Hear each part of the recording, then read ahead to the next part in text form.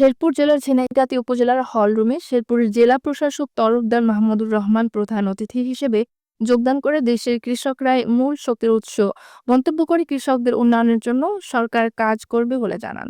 তিনি আরো বলেন, মহারশী নদী বেড়িবাঁধ নির্মাণ, অবকাশ পর্যটন কেন্দ্র কাজ ও সংস্কার করা, অবৈধভাবে নদীর জায়গা দখলদারদের বিরুদ্ধে অভিযান, নদীর পানি নিষ্কাশনের ব্যবস্থা, বন্যা পরবর্তীতে ক্ষতিগ্রস্ত পরিবারকে সহায়তা সহ সকল সমস্যা সমাধানের সরকারের পক্ষ থেকে কাজ করবেন। অবৈধভাবে বালু উত্তোলনে যে দলেরই হোক কাউকে ছাড় দেওয়া হবে না। অবৈধ বালু উত্তোলনের ব্যাপারে জেলা প্রশাসনের পক্ষ থেকে অভিযান চলমান আছে, সবাই সতর্ক থাকেন। ভ্রাম্যমাণ আদালতের মাধ্যমে আইনি ব্যবস্থা গ্রহণ করা হবে। তিনি রাজনৈতিক নেতৃবৃন্দ, সাংবাদিক সহ সচেতন মহলকে কাজের সহযোগিতা করার আহ্বান রাখেন।